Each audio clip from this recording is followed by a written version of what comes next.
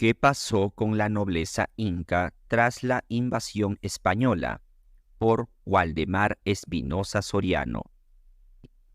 Cuando hablemos de la aristocracia o nobleza cusqueña en los siglos XV y XVI, hay que aclarar si ellos fueron de sangre o de privilegio. La nobleza de sangre, que eran parientes del Inca u orejones, la mayor parte del tiempo pasaban en la gran tierra del Cusco, donde poseían casas y jardines.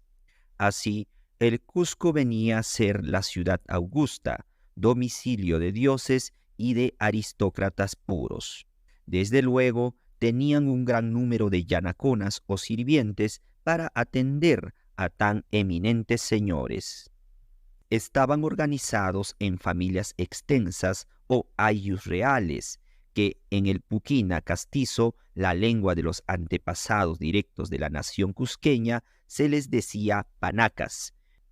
Cada una de estas panacas era un ayllu constituido por los descendientes de un monarca o inca. La nobleza de sangre o incas de sangre constituían una nación, y el nombre de esta nación era de Cuscoruna, y a los territorios donde ellos vivían se les llamaba Incasuyo.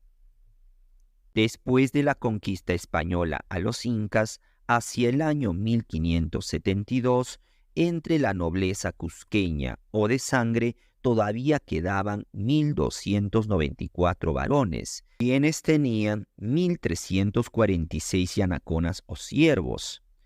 Los padres de esta nobleza sobreviviente habrían sido la guardia privada y profesional de los incas Huayna Cápac y Huáscar. En el año 1580, los nobles de la nación Cusco probaron que por ser incas, es decir, pertenecientes a las panacas o ayllus reales, era gente bastante principal.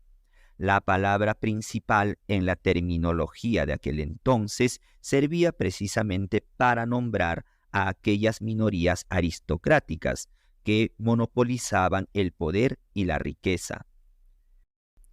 Por tal motivo, ocupaban el peldaño más alto en la pirámide social del imperio incaico. Ellos mencionaban que por ser señores, es decir, personas de la nobleza y la aristocracia gobernante, jamás han servido en obras públicas, ni en cosa que los hatungrunas tienen alguna obligación.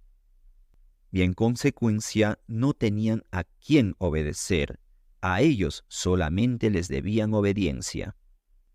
La ocupación de la aristocracia, por lo tanto, al formar parte de la corte real incaica, era el de desempeñar cargos políticos, sacerdotales, castrenses o de otro tipo.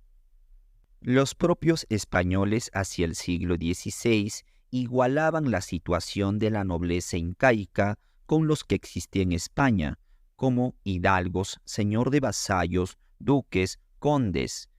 De la misma manera, con el de marqués, príncipe, barón o comendador.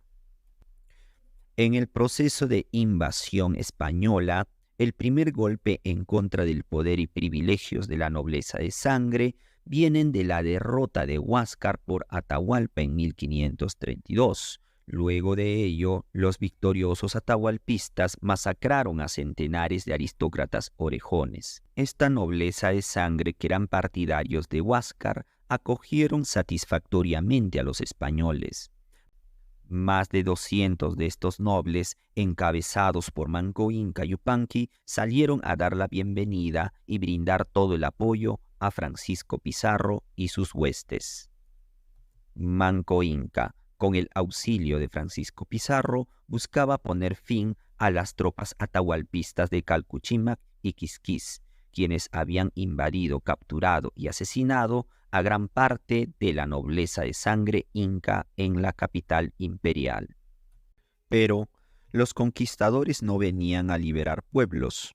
Después de saquear templos y palacios, despojó a la nobleza de sangre de una enorme porción de sus tierras, de gran número de sirvientes, hasta de esposas. motivo por el cual Manco Inca rompió el pacto con los españoles e insurreccionó a las naciones del Cusco contra los invasores extracontinentales. Pero no toda la nobleza de sangre siguió esa actitud. Muchos orejones prefirieron seguir como colaboradores de los españoles y pelear contra Manco Inca a pesar de las invocaciones de éste. Así, muchos de estos se convirtieron en aliados andinos de los españoles y a pesar de no ser tratados como iguales, pasaron al servicio de los españoles en calidad de yanaconas. Esta nobleza de sangre bajaría muchos peldaños en la pirámide clasista del imperio, con respecto a los nobles cañaris y chachas del Cusco, o los vilcas, chiara y jaujas, quienes sí actuaron como aliados con todas las honras y privilegios que esta situación acarrea consigo. Pero como era imposible proceder de forma injusta con esta nobleza de sangre, los españoles de la época de Pizarro decidieron respetarles el estatus social, no legalizando ni permitiendo por tal motivo que ellos fueran comprendidos como tributarios ni como sujetos obligados a la prestación de servicios personales. Así, se produjo la desestructuración del orden establecido en el antiguo régimen cusqueño.